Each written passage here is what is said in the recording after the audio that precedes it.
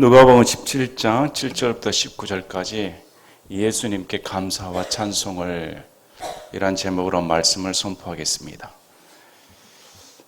요즘 우리 마음 가운데 감사하는 마음이 있습니까? 내 생활이 감사하다. 이런 감사하는 마음이 우리 마음에 있을까? 세상이 어지럽다 보니까, 아니면 세상 가운데 휩쓸려 살다 보니까 하나님을 향한 마음이 감사한 대신에 세상 찌꺼기 들어와서 나의 마음 가운데 온통 불만, 또 평안하지 못하는 마음으로, 근심으로 가득 차 있지 않을까. 잠시 시선을 돌려서 우리 믿는 자의 마음 가운데 진정한 구원받은 사람이라면 마음 가운데 감사가 있어야 당연히 구원받은 사람입니다. 오늘 말씀을 들으시면서 우리 예수님께서 원하시는 것이 예수님께 경배하라는 겁니다. 감사라는 겁니다. 다시 본문 말씀을 함께 보시면서 내 마음 가운데 그동안 잊혀졌던, 아니면 시들었던, 꺼져가는 감사의 불씨가 되살아나는 시간이 되셨으면 합니다. 17장 7절부터 보면 이제 우리 예수님이 주인과 종의 관계에 대해 말씀해 주십니다. 예수님이 주인이시고 이 말씀을 듣는 사도들은 종입니다. 마찬가지로 내 구원자가 예수님이시고 나는 종에 불과하다. 이렇게 예수님께서 비유를 들어 말씀해 주십니다. 앞 구절을 보니까 사도들이 하나님, 우리의 믿음을 증대시켜 주시길 바랍니다. 능력 있는 자가 되고 싶다는 말입니다. 우리도 마귀들을 내쫓고 병을 고치는 능력 있는 종이 되고 싶습니다. 아마 여러분도 그럴 겁니다. 내 생활 가운데 능력 있는 삶을 펼치고 싶습니다. 하나님 믿으니까 기적을 체험하고 싶습니다. 아버지, 제 믿음을 증대시켜 주십시오. 이렇게 요구하는 경우가 있습니다. 여기서 우리 예수님께서 일침을 가합니다. 너희가 원하는 증대하는 믿음이 중요한 것이 아니고 겨자씨만한 작은 믿음만 있어도 나무가 뿌리째 바다에 던져지는 그런 역사가 일어난다고 말씀하십니다. 이 말씀의 본문의 의도는 우리 인간들은 우리에게 중점을 둘까요? 왜 내 믿음에 중점을 둘까요? 예수님께서는 너희 자신의 중점을 두지 말라는 겁니다. 너희 믿음이 아무리 크고자 소원한들 예수님을 향한 마음이 없으면 무용지물입니다. 예수님을 향한 굳건한 믿음이 겨자씨만한 믿음이 있으면 능력이 베풀어진다는 겁니다. 그래서 믿음의 원천이 우리에게 달려있는 게 아니고 예수님께 있다는 것을 가르쳐 주는 겁니다. 오늘도 많은 사람들이 교회에 다니면서 자신의 노력과 자신의 의를 부추기고 자신의 믿음을 증진시키기 위해 노력하는 사람들 많습니다. 그러면 이들 사도들처럼 엉뚱한 소리를 하게 됩니다. 마치 예수님을 말미암아 무언가 얻어내려는 이런 새길로 빠지는 경우가 있습니다. 그래서 성경에서는 항상 예수님께 중점을 두라는 겁니다. 예수님께 중점을 두면 기적은 일어난다. 항상 우리 마음 가운데서도 기적의 원천은 예수님을 바라보는 믿음입니다. 그리고 나서 이어지는 말씀이 종의 자세를 가르쳐 주는 겁니다. 사도들에게 너희들이 종이라에 불과한 것을 가르쳐 주고자 하는 겁니다. 집에 종이 있습니다. 당신은 노예 사회에 있습니다. 그래서 종이 밭을 갈고 가축을 쳐야 됩니다. 그 일은 쉽지 않습니다. 하루 종일 밭을 가는 게 쉽겠습니까? 우리 어르신들 아니면 농촌에 사신 분들 뙤약볕 밑에서 밭을 가는 거 쉽지 않습니다. 쪼그려서 호미질을 하는 거 무릎도 나빠지고 어깨도 나빠지고 골병 다 듭니다. 요즘 골병이라면 못 알아듣는 사람이 많습니다. 너무 무리해서 쓰다 보니까 뼈마디가 쑤시고 이게 낫지 않고 고질적인 병이 되었다는 뜻입니다. 그리고 가축까지 쳐야 됩니다. 가축을 먹여주고 살찌게 해주고 또 밭을 가는 도구로 써야 되니까 가축까지 다 돌봐야 됩니다. 그래서 하루 일을 끝내고 오니까 주인이 쉬어라, 수고했다 이렇게 말하겠는가? 집에 와서도 주인의 먹거리를 위해 옛날 말로 말하면 장작 패고 아궁이에 불 떼서 밥을 다 짓고 있어야 된다. 여전히 띠를 띄우고 주인이 먹을 때까지, 쉬라고 할 때까지 계속 일해야 된다는 겁니다. 그리고 일을 마쳤을 때 그러면 주인이 아유 종아 수고했다. 너 덕분에 내가 오늘 또 먹고 마셨다. 이렇게 말하겠는가? 그렇게 말하지 않는다는 겁니다. 마땅히 종은 해야 할 일을 했을 뿐이다. 주인이 종에게 감사하지 않는다는 겁니다. 종 또한 주인에게 감사받았다는 말을 들을 것을 요구하지 않는다는 겁니다. 그건 당연한 거다. 너희는 어떻게 생각하느냐? 제자들이 뭐라고 말할까요? 종이 잘했습니다. 종 때문에 주인이 먹고 살았습니다. 종에게 상급을 베풀어 줘야 됩니다. 이렇게 생각하느냐? 근데 우리 예수님께서 단호하게 말씀하십니다. 나는 아니다. 예수님은 그렇게 생각하지 않는다는 겁니다. 종은 마땅히 해야 할 의무를 했을 뿐이라는 겁니다. 의무입니다. 그리고 너희는 이렇게 말해라. 우리는 무익한 종입니다. 예수님을 따르고 있는데 여전히 우리는 예수님께 도움이 안 되는 종에 불과합니다. 이렇게 고백을 해야 된다고 성경은 말씀을 합니다. 이 말씀이 오늘 우리에게 주는 의미는 뭘까요? 오늘날도 예수님을 따르면서 대가를 받는 사람 많습니다. 마치 교회 봉사를 하면서 내가 봉사하지 않으면 교회가 안 돌아가니까 그래서 내가 자리를 채워줘야지 내가 유익한 하나님께 내가 보상을 받아야 되지. 성경은 그렇게 말하지 않습니다. 너희는 종에 불과하다. 종 삼아 준 것만도 영광으로 알라는 겁니다. 그래서 위어스비 목사님께서 이렇게 말씀하셨습니다. 성경에 종에게 보상은 주지 않는다. 그런데 우리 예수님은 종으로 불러주시고 우리에게 보상을 약속하셨다. 여기 본문에 나오는 종이 주인에게 보상을 바라지 않으면서도 절대적인 충성을 했다면 우리에게 보상을 약속하신 우리 주님께 우리는 얼마만큼 충성을 해야 되는가?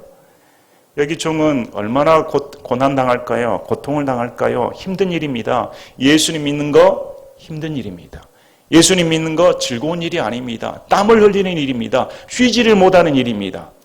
주인 곁에서 주인의 눈치를 보며 주인이 뭘 원하는가 모든 순간이 주인에게 초점을 둬야 되는 겁니다. 그래서 종은 주인의 도구에 불과한 겁니다. 우리도 마찬가지입니다. 예수님 믿는 사람은 온통 시선이 주인이신 예수님께 머물러 있어야 되는 겁니다. 주인이 뭘 원하는가? 주인이 뭘 시키는가? 시키지 않아도 가서 일하는 종이 마음에 기뻐하는 종입니다. 아마 여러분이 주인이 되어서 직원들을 불러놓고 일을 시키면 그냥 합니다. 어떤 직원들은 시키는 것만 합니다. 그리고 자기 일만 합니다. 주인이 뭘 원하는지, 주인이 뭘 원하는 걸 알아야 주인에게 중점을 두고 그 일을 다 준비할 텐데 자기 일만 하고 딱 끝이라고 생각하는 사람 많습니다. 그러나 성경에서는 주인이 지쳐서 돌아오고 저녁에 들어오면 밥을 다 준비하고 있어야 됩니다. 밥을 다 준비하고 밥을 잘 지어서 주인까지 다 먹여줘야 된다는 겁니다. 여러분, 그만큼 예수님 믿는 거 쉽지 않습니다. 성경에서 우리 갈라디아서 6장 17절에 이제부터는 아무도 나를 괴롭게 하지 말라. 내가 내 몸에 주 예수님의 자국들을 지니고 있느니라. 바울이 갈라디아 성도들에게 내 몸에 예수님의 자국들, 마크, 표시가 있다. 이렇게 말씀을 전합니다. 종은 표시가 있는 겁니다. 낙인을 찍는 겁니다. 우리 예수님을 믿는 구원받은 사람들에게 표시는 뭘까요? 세상으로부터의 고난입니다. 고난이 없는 종은 존재하지 않습니다. 땀을 흘리지 않는 종은 존재하지 않습니다. 수고하지 않는 종은 있을 수 없는 종입니다. 성경에서 명백하게 사도 바울을 통해 내 몸에 그리스도의 자국들이 있다. 고난받은 흔적들이 몸에 표시가 되어 있다는 겁니다. 여러분은 어떻습니까? 여러분의 몸과 마음에 그리스도를 따르는 고난의 증거들이 있습니까? 표시들이 있습니까? 흔적들이 있습니까?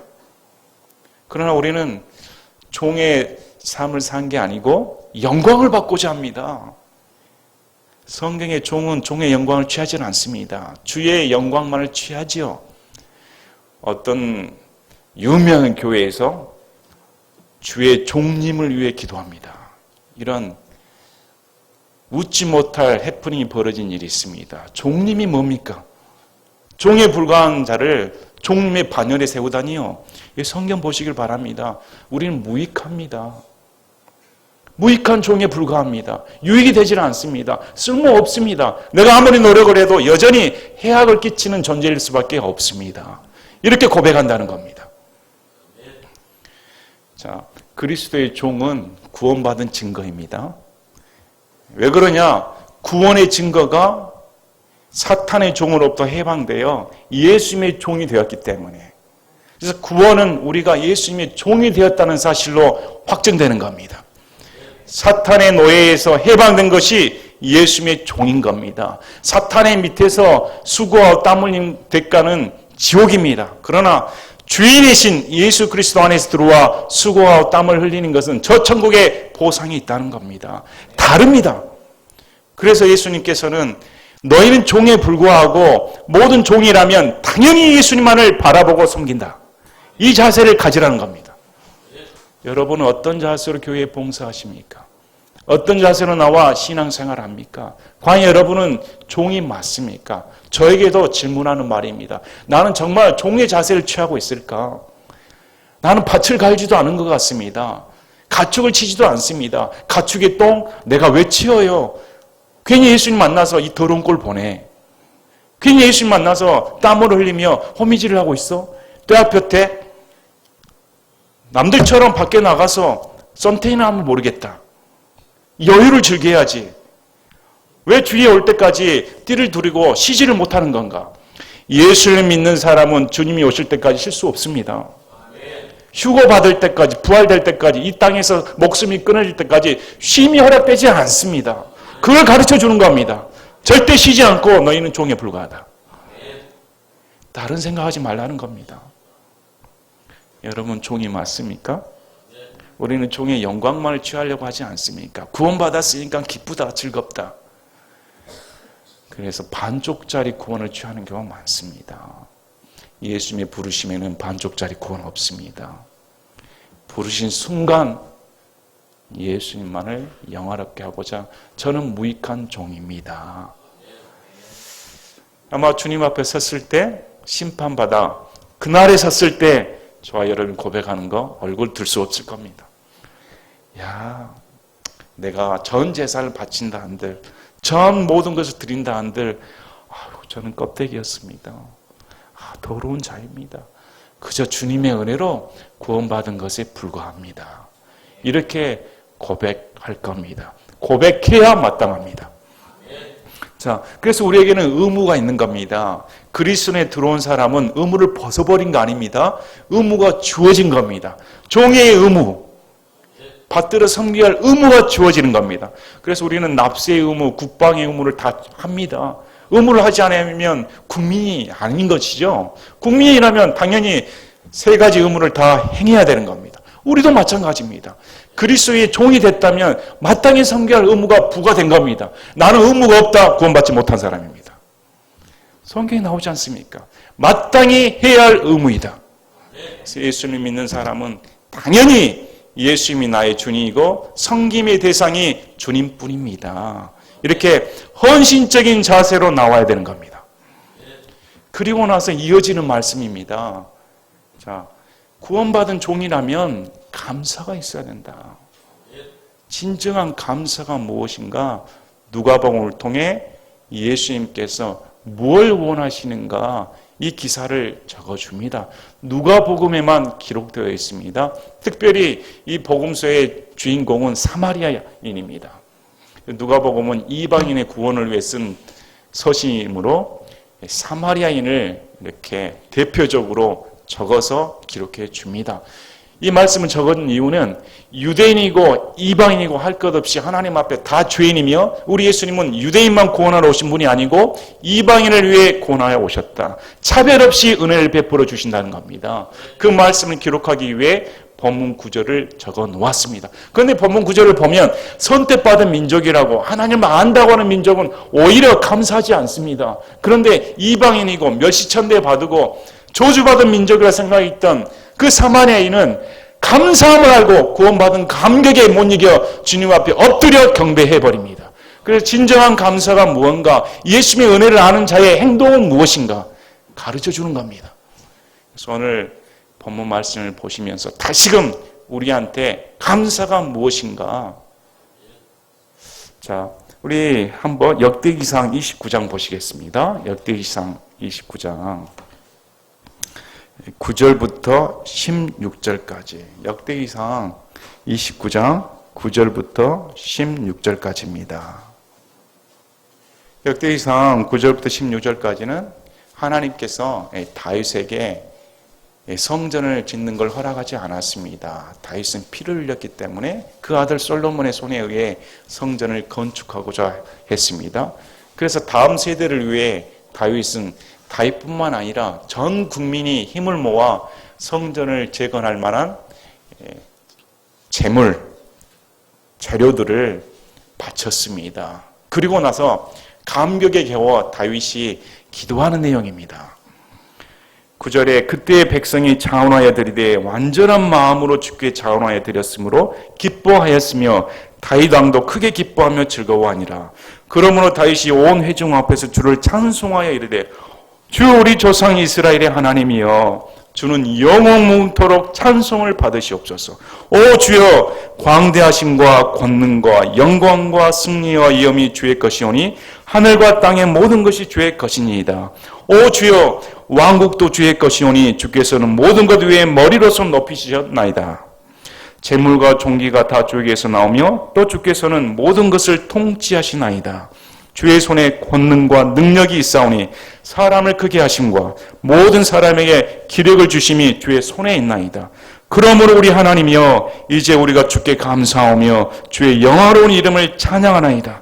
그러나 나는 누구며 내 백성은 무엇이기에 우리가 이런 식으로 이렇게 자원하여 드릴 힘이 있겠나이까.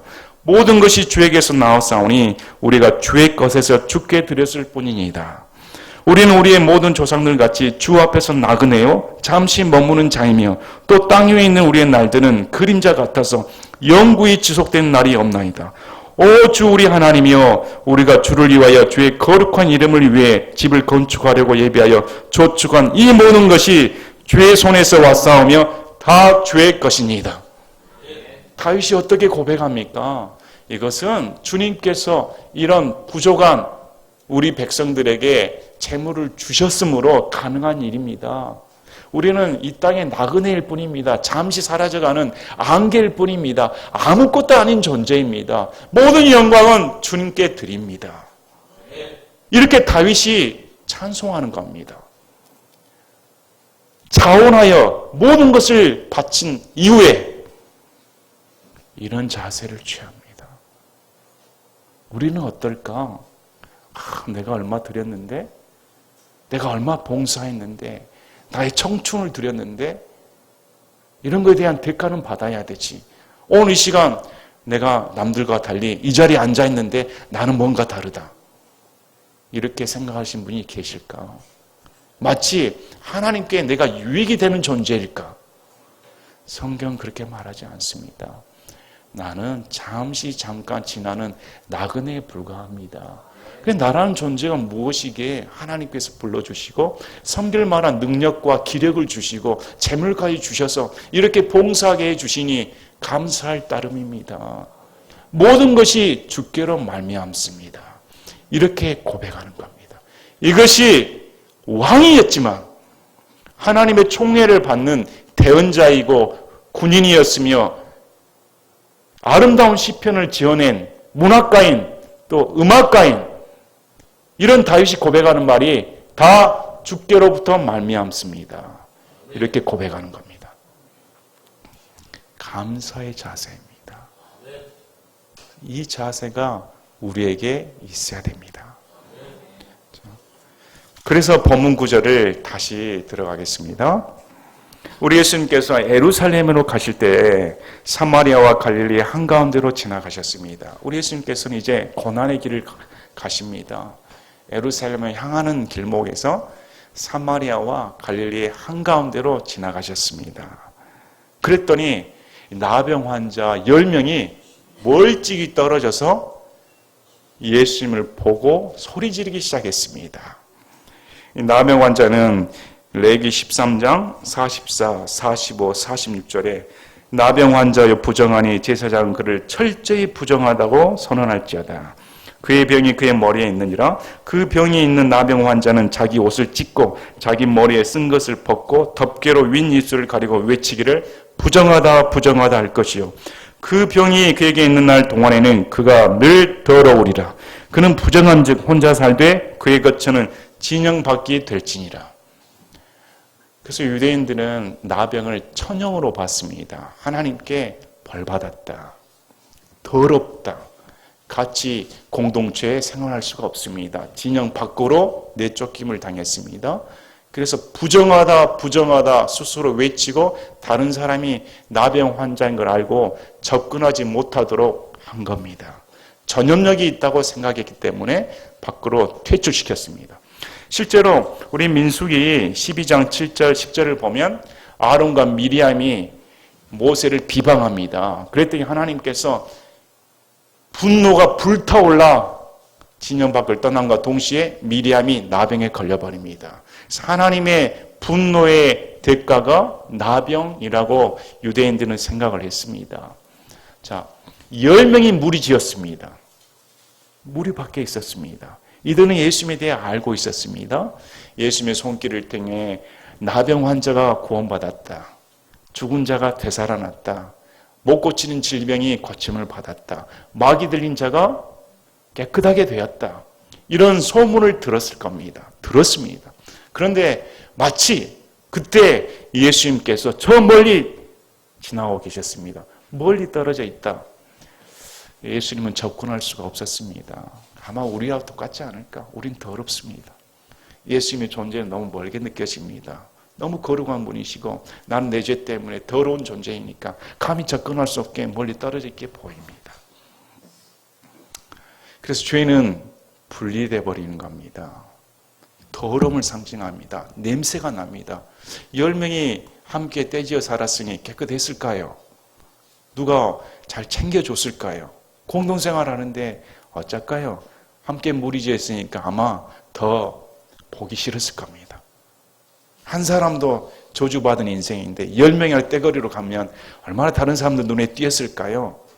공동체에서 봤을 때 아이고 저 부정탄 사람들 왜 우리 곁에 있어?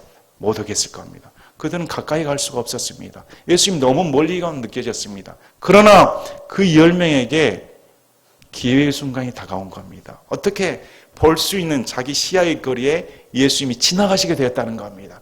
놀라운 기쁜 소식이 자기에게 들어온 겁니다. 그래서 이 10명은 믿음의 사람들이었습니다. 정말 믿음의 사람들입니다. 어떻게 예수님에 대한 믿음이 생겼는지 10명이 똘똘 뭉쳐서 큰 소리를 외쳤습니다. 예수님이여 선생님이여 우리를 긍휼히 여겨 주시옵소서.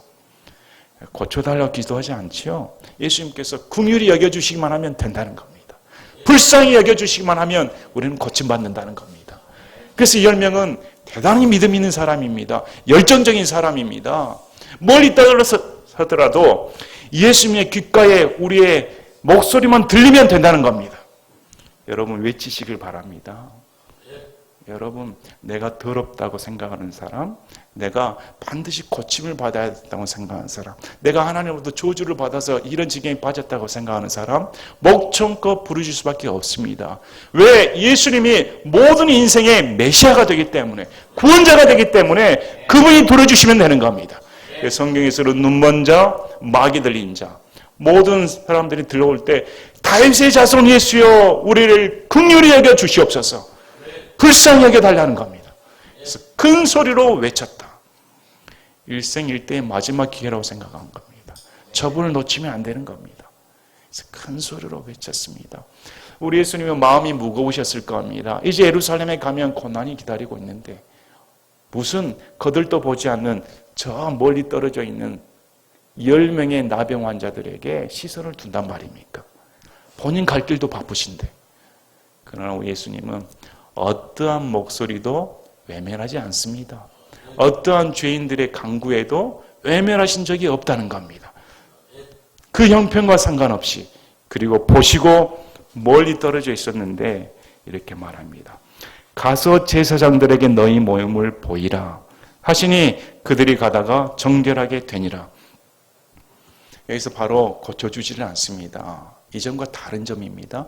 우리 예수님께서는 바로 너희 몸들이 깨끗함을 받았다 이렇게 선언하시면 되는데, 율법을 존중하신 우리 예수님께서는 가서 너희 몸을 제사장에게 보여 너희가 나음을 확증하라는 겁니다. 이때까지 고침을 받지는 않았습니다. 보이라 할 때도 고침의 사건이 일어나지는 않습니다. 언제 고침을 받습니까? 제사장들의 가는 도중에. 자, 10명의 믿음이 보통 믿음이 아닙니다. 자기 몸에 변화가 없었습니다. 제사장들에게 보이라고 하다니 내 몸이 깨끗하면 보이러 갈 텐데 아직 깨끗하게 고침을 받지 않았는데 예수님 무슨 소리야? 근데 우리 예수님은 제사장들에 가서 보여라. 그래서 기적은 순종에 나오는 겁니다. 하나님의 말씀을 듣고 순종할 때 기적은 베풀어지는 겁니다. 구원은 어디서 나오는 겁니까? 주의 말씀을 듣고 순종할 때, 주의 말씀을 듣고 마음을 열 때 기적이 베풀어지는 겁니다. 그래서 이 10명은 맞다. 우리 예수님께서 바로 제사장에 가서 몸을 보라 했으니 틀림없이 고침을 받을 것이다. 갔다는 겁니다. 가는 도중에 고침을 받는 겁니다. 자, 여러분, 나병 환자들은 온몸이 하얗게 되었다. 변색이 왔다. 문드러졌다. 이렇게 표현을 합니다. 여러분의 몸이면 어떨까요? 예수님께 긍휼을 베풀어 달라고 외쳤습니다. 그러나 내 몸에 내 손가락, 내 코, 떨어져 나가는 내 코, 문드러지는 입술, 손에 나는 진물들, 절단된 손가락들, 발가락들, 그 상태 그대로 제사장에 가고 있는 겁니다. 근데 가는 도중에 몸에 하나하나가 변화가 일어난 겁니다. 기대할 수 없었던 일인데, 자, 여러분, 나병은 기대할 수가 없는 거였습니다. 고침을 받는다는 것은 불가능한 일인 겁니다. 우리가 죄로부터 구원받는 거 불가능한 일입니다. 우리 스스로가 죄로부터 깨끗하게 받는 거 불가능한 일입니다. 성경에서는 너희 의는 누더기다. 아무리 빨아도 누더기는 누더기인 것입니다. 우리 속된 말로 빨아도 걸레는 걸레다. 안 되는 겁니다. 예수님의 보혈의 능력 없이는, 예수님의 피의 공로 없이는 우리가 깨끗함을 받는 거 불가능한 겁니다. 그래서 기적은 예수님의 피의 복음을 믿을 때 벌어지는 겁니다. 그래서 이들이 갔을 때 직접적인 자신의 눈으로 체험할 수 있는 신체의 변화가 일어나 버린 겁니다. 어떻게 이렇게 고침을 받을 수가 있지? 놀랍다. 놀라운 일이 벌어진 겁니다. 그런데 더 놀라운 일은 10명이 고침을 받았는데 한 명만 돌아왔다는 겁니다. 한 명만.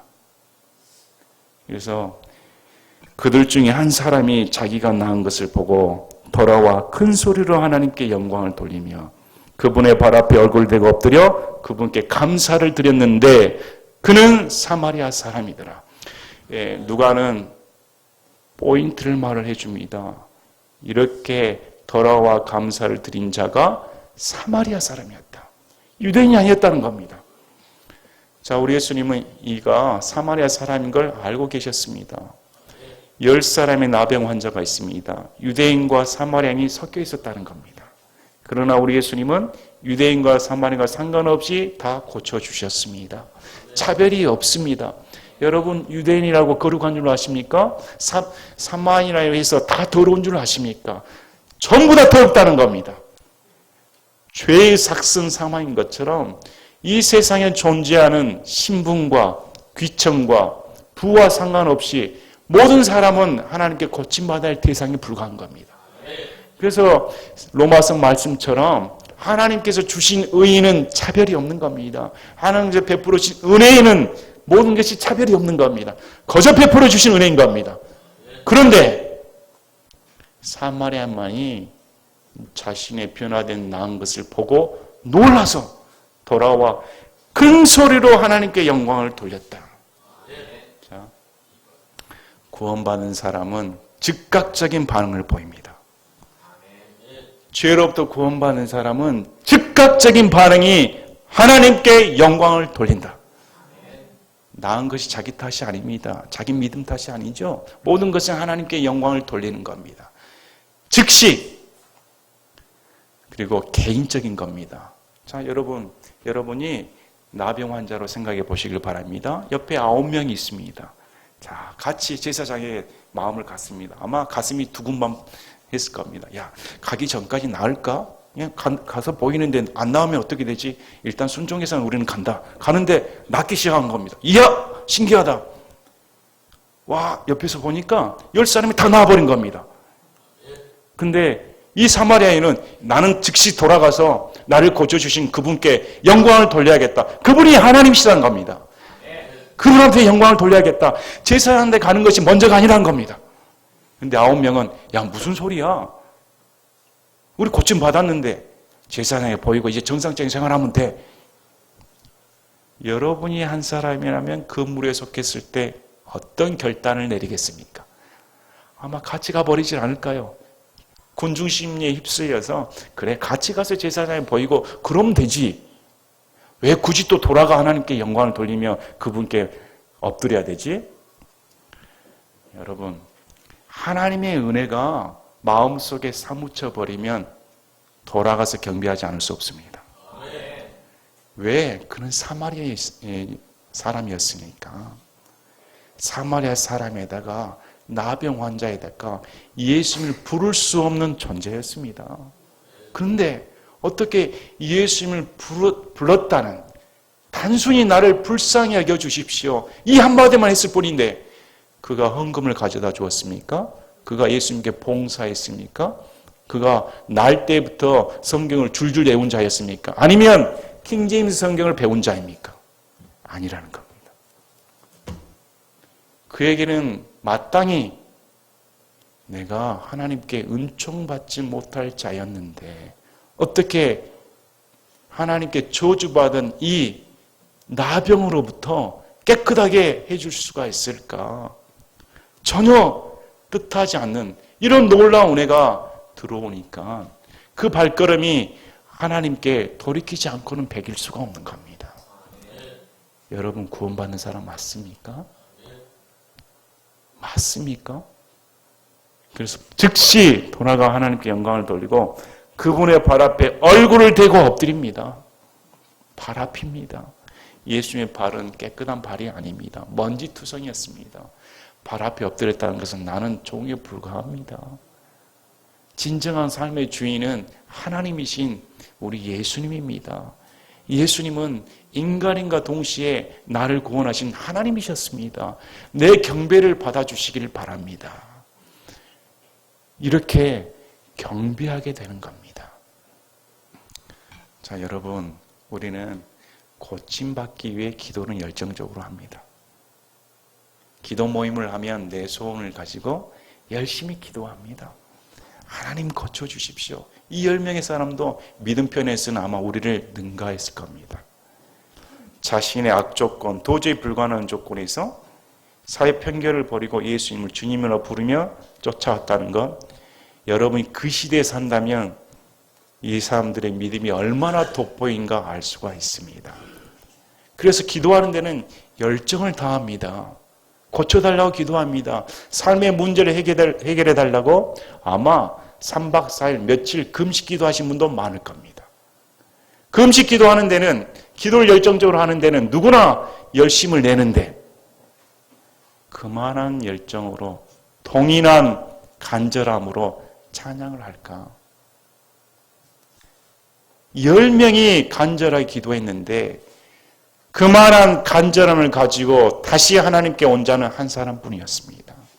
교회에서 수많은 사람들이 하나님께 목청껏 소리 외치며 불쌍히 여겨달라고 기도하는데, 불쌍히 여겨주었는데 고침받고 기도 응답받고 하나님께 나와 그만한 열정을 가지고 찬양하는 데는 부족하다는 겁니다. 그것이 우리의 현실입니다. 우리의 현실이 그만한 찬양의 열정을 갖지 못합니다. 여러분, 교회 나올 때 그만한 간절함으로 찬양하십니까? 너무 감격해서 예수님께 기도한 만큼 다시 찬양할 수 있는 그런 간곡함이 여러분께 있습니까? 하나님께서 귀하게 보시는 사람은 감사하는 사람입니다. 응답받은 것도 중요하지만 응답받은 후에 응답을 주신 주님께 어떠한 자세를 취하는가, 그게 더 중요한 겁니다. 예수님께서 응답하여 이르시되 10사람이 정결하게 되지 아니하였느냐. 그런데 그 9사람은 어디 있느냐? 예수님은 나머지 9도 찾고 계신 겁니다. 예수님은 경배를 받으시기 합당하신 분이기 때문에 왜 나머지 9은 나에게 경배를 하지 않는가? 여러분 경배하십니까? 여러분 하나님께 찬양하십니까? 우리가 기도 1시간 하면 그만큼 1시간 찬양하시길 바랍니다.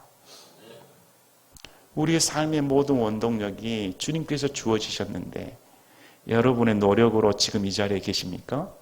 여러분의 의지로, 여러분의 모든 것이 내 결단과 모든 것으로 이렇게 이루어 놓은 겁니까? 아닙니다. 모든 영광 하나님께 달려 있습니다. 참 감사가 어려운 것 같습니다.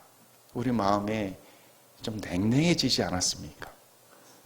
이런 사마리아 사람처럼 그냥 한 걸음에 달려가 주님께 납작 엎드려 경배합니다. 당신은 나의 하나님이십니다. 예수님 너무나 감사합니다. 어떻게 십자가상에서 나 같은 죄인을 위해 피 흘려 주셨습니까? 난 너무 더러운데 이 죄적인 삶에서 이 세상 가운데 나는 구원받지 못할, 내 노력은 도저히 헤어나지 못할 구렁텅이에 빠졌는데 어떻게 내 인생에 찾아오 주셔서 나를 불쌍히 여기사 주님의 자녀로 삼아 주셨습니까? 주님은 경배받으셔야 할 마땅할 분이십니다. 이렇게 이 마음이 너무 사라져버리지 않았을까? 오늘 예수님께서 물으신 겁니다. 너희는 그 9사람이냐? 아니면 지금 돌아와 경배하는 사마리아 한 사람이냐? 물어보시는 겁니다. 과연 우리는 어느 편에 속했을까요? 그래서 우리가 다시금 말씀을 보며 예수님만이 경배받으실 분이시다. 이런 사마리아인의 겸손함과 은혜에 감격하는 마음. 그래서 우리 주님이 말씀하셨습니다. 자신의 죄의 깊이를 더 깊이 깨닫는 자가 나를 더 사랑한다. 이것은 불변의 진리입니다. 도저히 헤어날 수 없는 나의 죄덩이를 인식하는 순간 구원자신 예수님을 더 깊게 감사할 수가 있습니다. 이 타국인 외에는 하나님께 영광을 돌리러 돌아온 자들을 찾지 못하였도다 하시고, 안타까운 장면입니다. 유대인은 선민이고 하나님께 약속받은 메시아가 지금 눈앞에 계셨는데도 불구하고, 그런 기적을 체험했는데도 불구하고 주님께 영광을 돌리러 오질 않았습니다. 얼마나 불행한 일입니까? 그리고 나서 우리 예수님께서 그에게 이르시되 일어나 내 길로 가라. 내 믿음이 너를 온전하게 하였느니라 하시니라. 예수님께서 내 믿음이 너를 온전하게 했다. 이 말을 들은 사람은 사마리아 사람뿐입니다. 고침을 받았는데 인격적인 예수님으로부터 말씀을 들은 사람은 경배한 사마리아 한 사람이었습니다. 자, 누가는 이런 구절들을 잘 기록해 줍니다. 누가복음 7장 옥합을 깨뜨린 여인에 대해 나오는데, 누가복음 7장 49, 50절을 보니까 이 예수님께서 여자에게 내 죄들을 용서받았다 이렇게 선언해 주십니다. 그랬더니 사람들이 예수님이 누구길래 죄를 용서하신가? 그리고 나서 50절에 예수님께서 이 여자에게 이렇게 말씀하십니다. 내 믿음이 너를 구원하였으니 평안히 가라. 인격적인 만남입니다. 그래서 구원은 개인적인 겁니다. 나와 예수님의 관계 속에서는 단체 행동이 있어서는 안 되는 겁니다. 철저히 개인적인 겁니다. 누가복음 8장 47절 48절에도 12해의 혈루증이 있는 여인에게 이렇게 말씀합니다. 그분께서 그녀에게 이르시되 딸아 안심하라. 네 믿음이 너를 온전하게 했으니 평안히 가라. 누가복음 18장 41, 42, 43절 눈먼 자에게 시력을 베풀어 주시고 내 시력을 받으라. 내 믿음이 너를 구원하였도다. 자, 우리 예수님께서는 우리에게 개인적인 만남을 원하십니다. 경배와 찬양하는 예수님을 개인적으로 만나시길 바랍니다. 개인적으로 만날 때 우리 예수님께서 이런 은혜를 베풀어 주십니다. 안심해라. 이건 완료형입니다. 이미 너는 너의 믿음을 통해 구원을 받았다. 그래서 성경에서는 회심하고 돌이켜 경배하는 것은 당사자의 의지적인 결단이 있어야 되는 겁니다. 의지적인 결단으로 부르짖어야 되며 의지적인 결단을 가지고 하나님께 나와 경배를 해야 되는 겁니다. 그래서 내 믿음이 너를 구원하였다. 반드시 예수님을 자신의 마음문을 열고 내 의지를 동원해 예수님을 쫓아야 되는 겁니다. 그래야 할 때 예수님께서 이런 은혜로운 말씀을 베풀어 주시는 겁니다. 여러분, 이 사마리아인의 인생이 어떻게 변화됐을까? 얼마나 놀라운 일이 변화됐을까요? 만약 그가 가족으로부터 버림을 받았다면 이제 온전한 몸이 되어서 글쎄요, 결혼한 사람이었다면 아니면 한 아버지였다면 깨끗하게 되어 제사장에 보이고 이제 정상적인 생활을 하게 되었습니다. 그 가족들은 얼마나 기쁠까요? 고침을 받지 못할 천영으로 여겼는데 그 삶이 같아질 수 없습니다. 당연히 그는 메시아인 하나님이신 예수님을 찬송하는 자가 되었을 것이죠. 여러분, 오늘 말씀을 통해 우리에게 진정한 감사가 있는가? 정말 나를 구원하신 예수님께, 나 같은 자를 구원하신 예수님께 경배하고 있을까? 이런 사마리아인의 겸손과 은혜에 감격하는 행동이 여러분에게 있으시기를 간절히 바랍니다. 제가 기도하고 마치겠습니다.